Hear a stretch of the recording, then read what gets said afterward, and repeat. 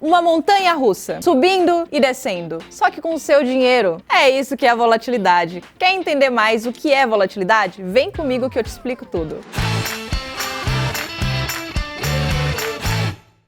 Sejam muito bem-vindos à série Investimentos às Claras, aqui no canal da Xpeed. Para você que chegou agora, deixa eu me apresentar. Meu nome é Clara Sodré, eu sou especialista em investimentos e professora da Xpeed.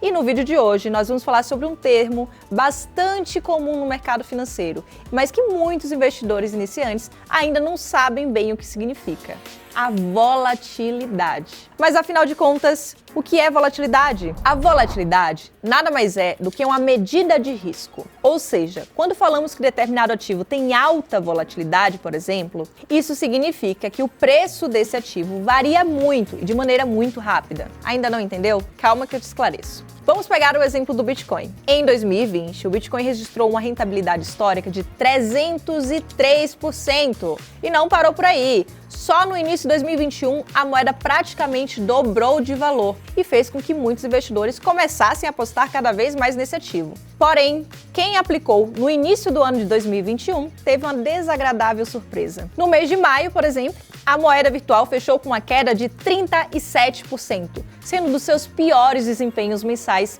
em anos. Esse tipo de correção é normal, pois o Bitcoin é um ativo com extrema volatilidade. Isso significa que as suas variações de preços podem acontecer de maneira muito rápida e muito acentuada. Porém, ele não é o único. O mesmo pode acontecer com ações, fundos imobiliários, fundos de investimentos e qualquer outro ativo de renda variável. Por conta disso, entender o conceito de volatilidade é importante para poder criar cenários para diferentes ativos, prever tendências de alta ou de baixa e poder se prevenir. Especialmente para investidores, é importante entender como investir melhor o seu dinheiro e equilibrar os riscos.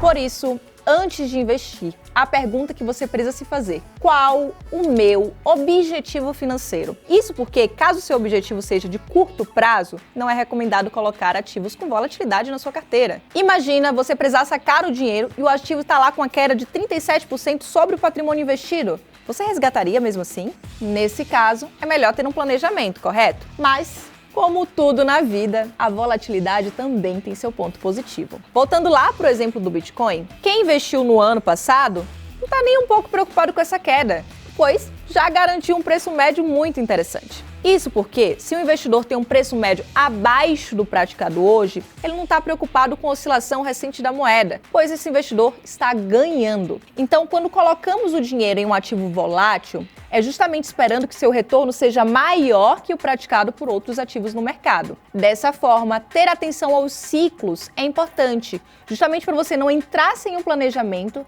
em um ativo que apresente esse tipo de dinâmica de preços. Assim, é possível evitar que o efeito seja completamente ao contrário do esperado, que no lugar de uma rentabilidade acima dos outros ativos do mercado, o investidor tem um ativo desvalorizado e precisar aguardar para resgatar ou efetivar a perda. Afinal de contas, qual a melhor forma de lidar com a volatilidade? A verdade é que não existe uma forma de prever se a aplicação ela vai subir ou vai cair. Por se tratar de ativos de renda variável, não existem as regras de remuneração definidas na contratação do produto. Então você não consegue saber se você vai ter sucesso nessa aplicação. Mas é possível analisar o cenário, o ativo, a estrutura, a liquidez, ou seja, o que envolve essa aplicação e informações do ativo, para que assim o investidor tenha uma ideia do papel que esse ativo vai ter na sua carteira. Falando de função do ativo, se estamos falando de ativo volátil, se estamos falando de risco de oscilações do preço, quanto maior o risco, maior a tendência de retorno. Então, você colocando um ativo de volatilidade na carteira, está esperando um retorno maior nessa aplicação. Por isso, o recomendado para colocar aplicações de volatilidade na sua carteira é um horizonte de longo prazo.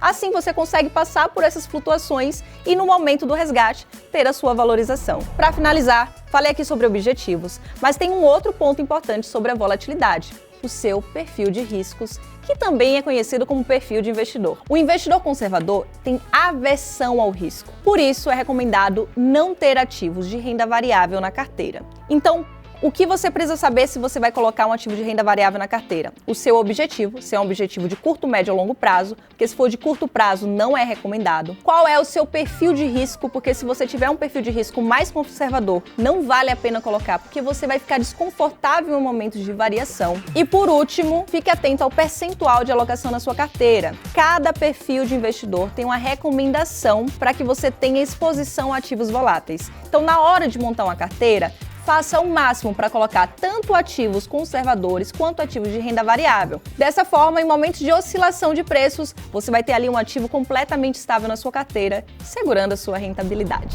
Falando em ativos de renda variável, eu queria deixar aqui um convite. Eu vou deixar na descrição o link da Escola de Investimentos da XP School. Lá você vai encontrar conteúdos exclusivamente desenhados para ajudar você a investir com assertividade e de acordo com seus objetivos financeiros. Por hoje, o nosso encontro fica por aqui, mas eu te vejo na semana que vem, aqui no canal da XP. Até lá!